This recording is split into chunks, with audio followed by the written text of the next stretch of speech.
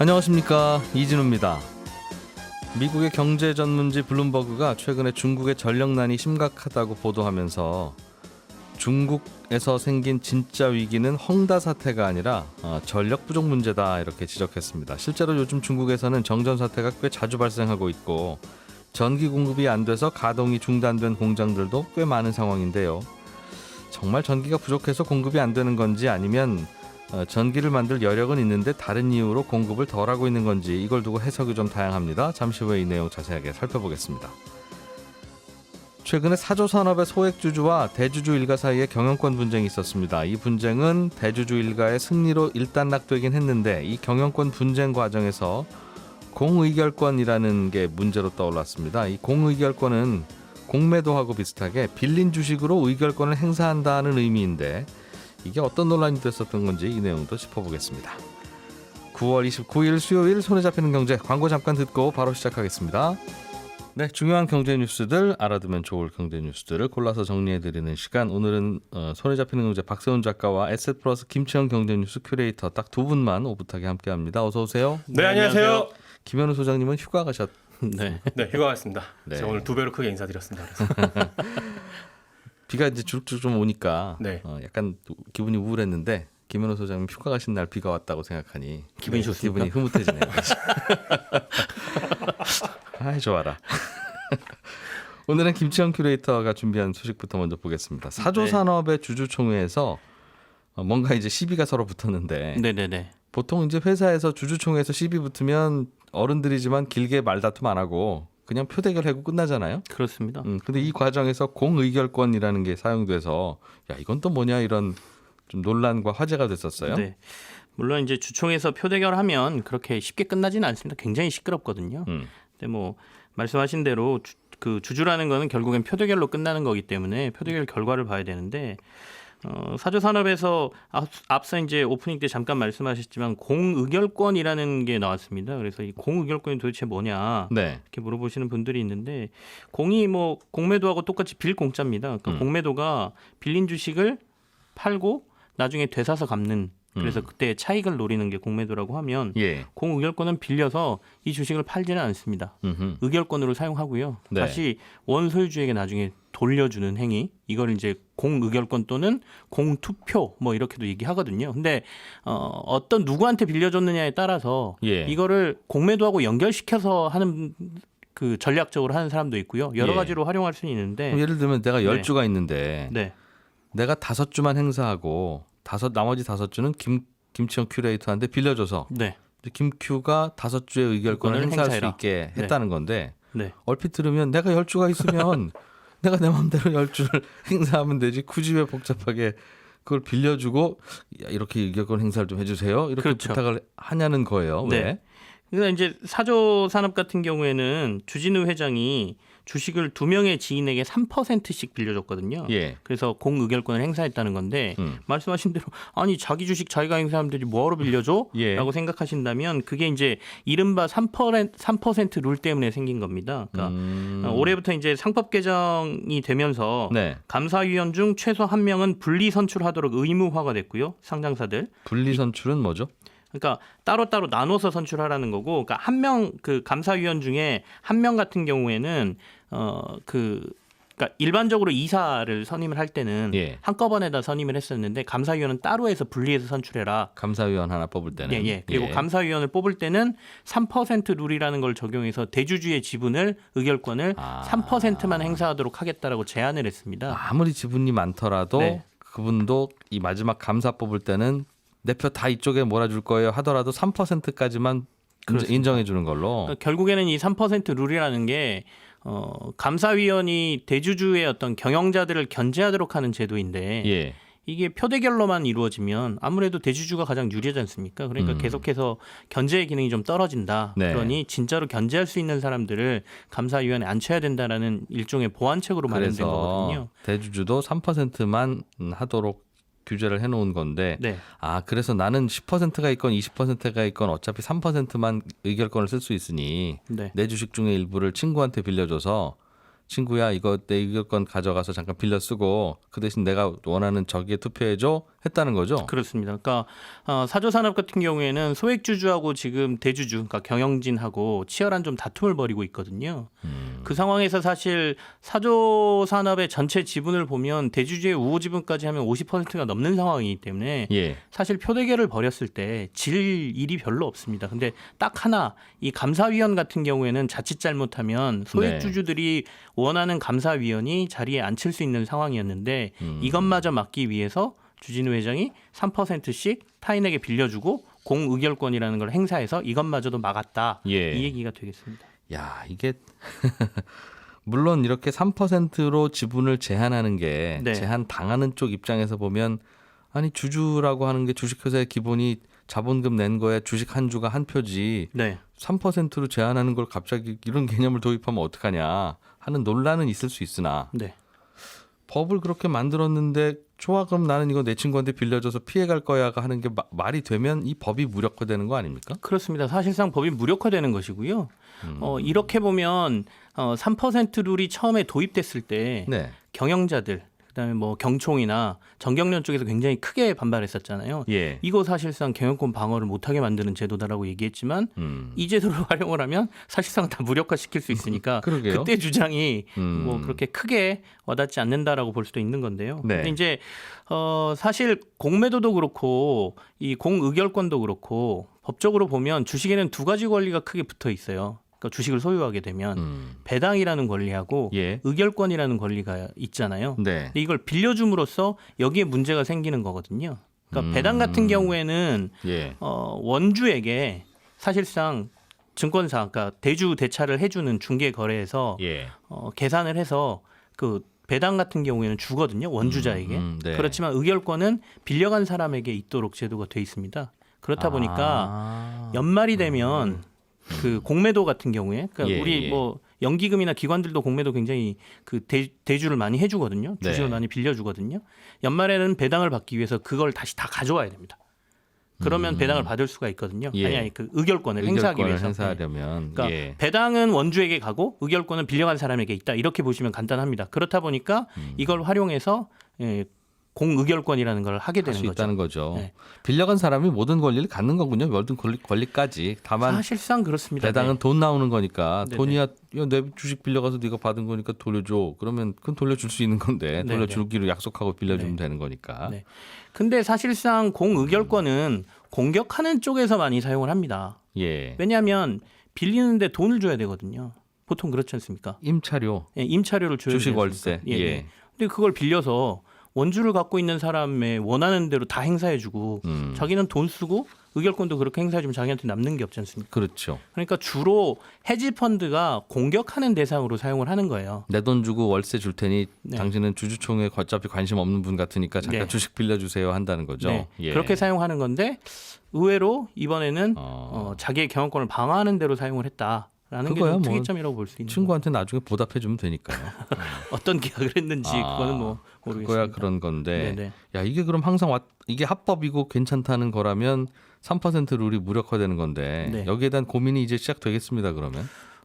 사실 이 고민은 2000년대 초반부터 우리나라뿐만 아니라 미국이나 영국 같은 데서도 했던 고민이에요. 예. 공의결권이 헤지펀드들이 굉장히 활성화되고 기업들이 인수합병이 많아지면서 이런 사례들이 늘었거든요. 그러니까 예. 아무래도 경영권 분쟁이 많이 일어나지 않습니까?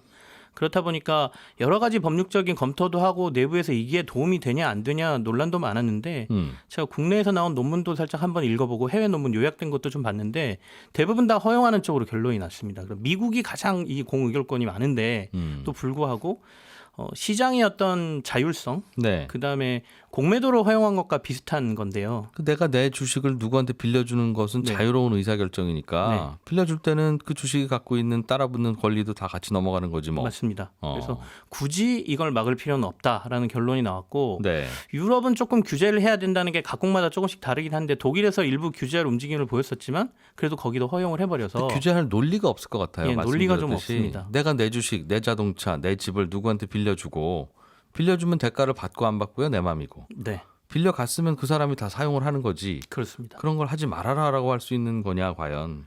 그렇다면 애초부터 3% 룰이라는 걸 만들 때 대주주의 의결권을 제한한다는 개념 자체가 네네. 다소 좀 취지는 이해가 되나 그 실효성에서 문제가 좀 있었던 개념이구나 하는 생각도 뒤늦게 들고. 그렇습니다. 그래서 3% 룰은 이걸 계속 활용하게 되면 좀 무력화될 가능성이 높아졌고요. 예. 다만 이제 공의결권과 관련돼서 제도적으로 보완해야 될 부분이라고 지적되는 부분이 딱 한 가지가 눈에 들어오는 게 그거더라고요. 그러니까 이것도 일종의 내부 정보에 해당될 수 있다. 경영권 행사의 방향이라는 게 그게 주가에 굉장히 민감하게 영향을 미치는 사례라면 네. 그래서 예. 대주주와 아까처럼 헤지펀드가 공경할 때는 일반적으로 대주 풀에서 그냥 가져와서 의결권을 행사하는 경우가 대부분이고 예. 이렇게 경영권을 방어하려고 하는 경영자 입장에서는 특정인들에게 주게 되지 않습니까? 예. 그 사람에게 내가 이걸 어떻게 의결권을 행사할 건데 이걸 이렇게 해줘라고 부탁을 하게 되고 그렇죠. 그게 주가에 아주 민감하게 영향을 미치는 요소라면 친구한테 미리 정보 알려준 걸로. 네 그렇게 볼 수도 있으니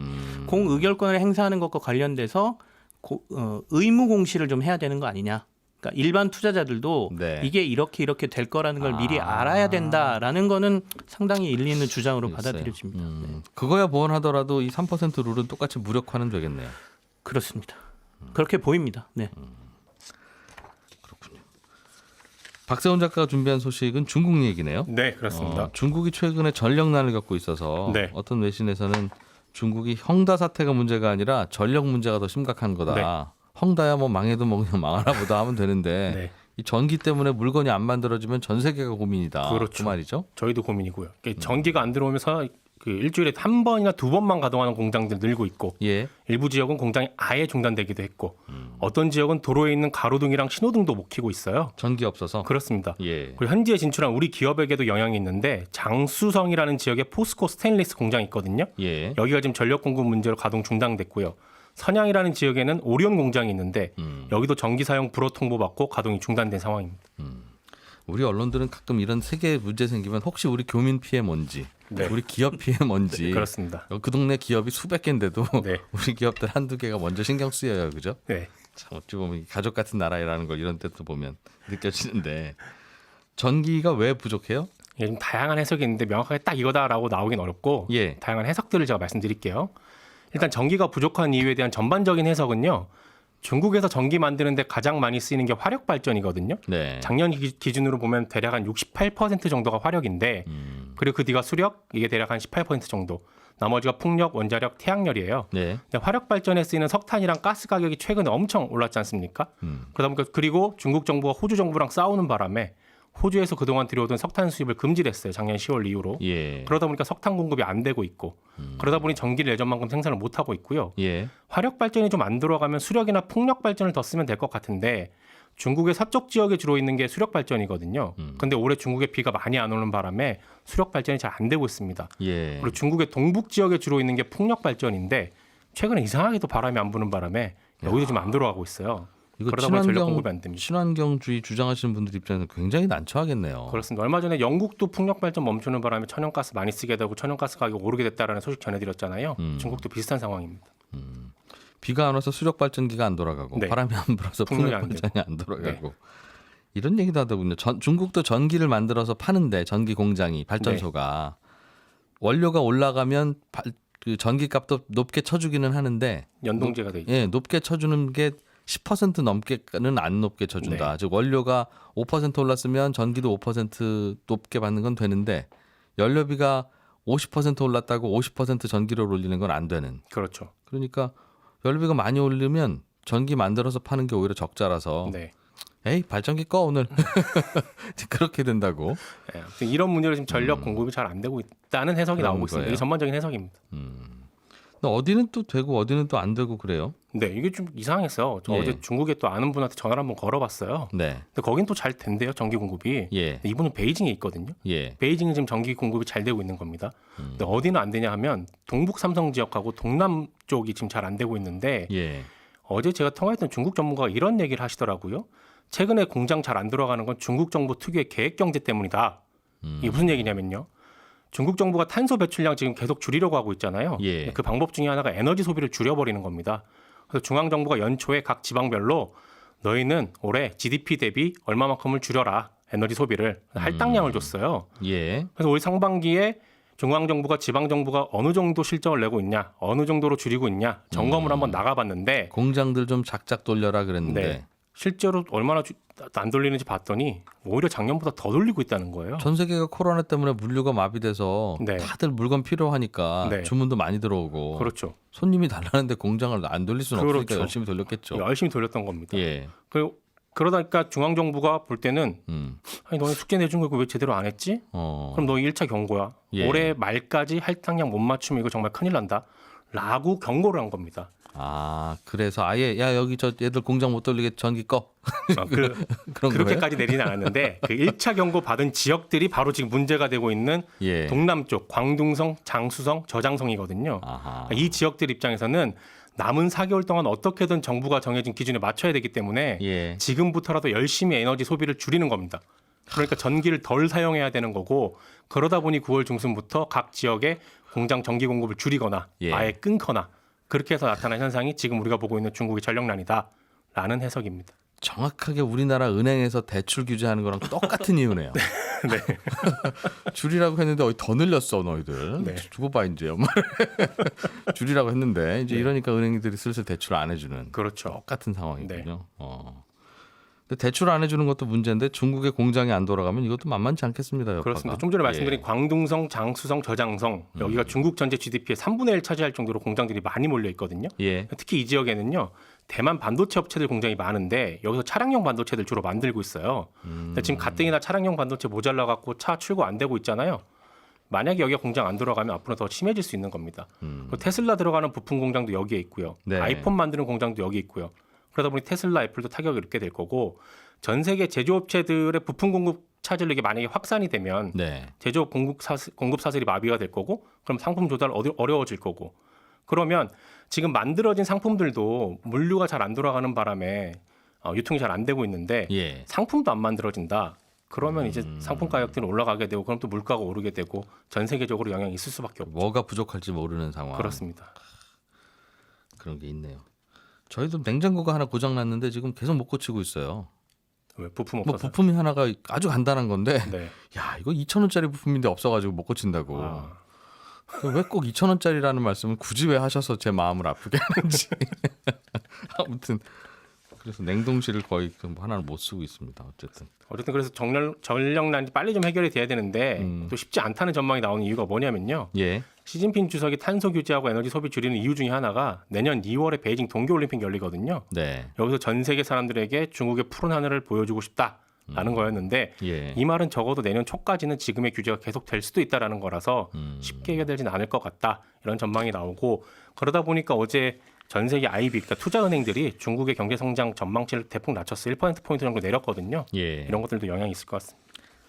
맑은 하늘 맑은 공기를 보려면 비용을 많이 치러야 되는구나라는 네. 걸 뒤늦게 알게 되고 그렇습니다. 우리 모두 맑은 하늘 맑은 공기를 보려면 자칫하면 그게 일자리 없으면 공장에서 일하던 분들이 제일 먼저 타격받을 거 아니겠어요. 그렇죠. 저소득층의 희생을 대가로 맑은 하늘을 봐야 되는구나 하는 또 생각도 새삼하게 되네요. 김치영 큐레이터가 뉴스 하나만 좀 전해주세요. 네네. 알뜰폰 가입자가 요즘 많이 늘고 있어요. 네네. 그로 인해서 뭔가 부작용이 생깁니까? 지금 7월 말 기준으로 우리나라 알뜰폰 가입자가 981만 명이거든요. 야. 매월 한 10만 명씩 지금 늘고 있다고 하니까 예. 거의 이제 1,000만 명 시대를 열 1,000만 명 것이다라는 알뜰폰. 건데 예. 소비자 입장에서는 훨씬 더 저렴한 비용의 통신 서비스를 이용할 수 있으니까 알뜰폰으로 가는 게 네. 큰 문제는 없습니다만 이제 알뜰폰을 처음에 도입한 게 기존 이통 3사 말고 예. 이들의 무선망을 빌려서 사업하는 걸 이제 알뜰폰 사업자 MVNO라고 부르거든요. 이렇게 해서 다른 중소기업들이나 이들도 이 시장에 진출할 수 있도록 하자라는 게 이제 첫 번째 목표였는데 경쟁을 네. 조금 더 예. 하고 소비자들에게는 보다 싼 값으로 통신을 이용하도록 하자라는 게 목표인데 이렇게 시장이 형성되고 있는 걸 보아하니 통신 3사의 자회사들이 결국에는 이 알뜰폰도 다 잡아먹고 있더라라는 거죠. 그래서 지금 데이터를 보니까 전체 시장의 70% 정도를 통신 3사의 자회사들이 다 차지를 하고 있고 예. 그 외에 중소기업 알뜰폰 업체들은 같은 기간에 보니까 도리어 올해 110만 명 정도 가입자가 줄어드는 상황이다. 자금으로 결국에는 이들이 또 이 시장까지 먹고 있다라는 지적이 나온 겁니다.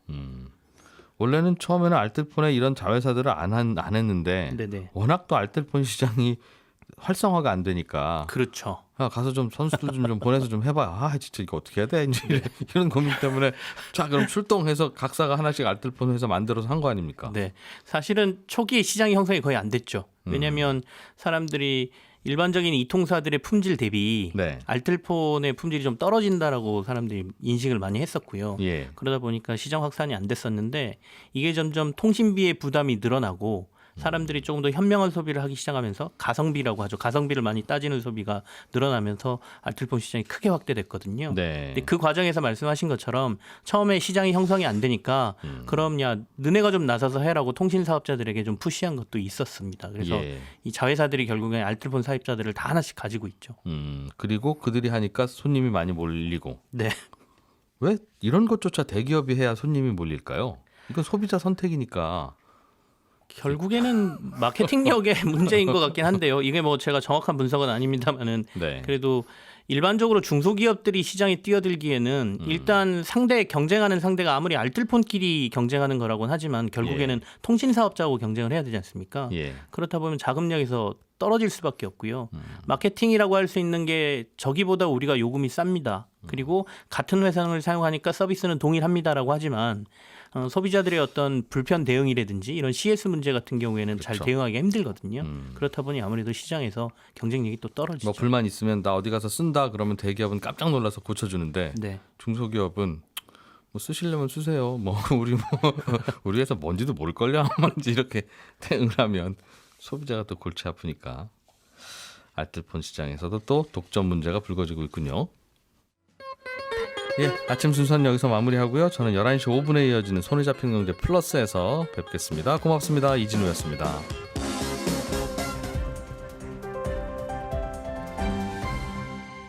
경제를 생각하는 사람들의 즐거운 습관. 이진우의 손에 잡히는 경제.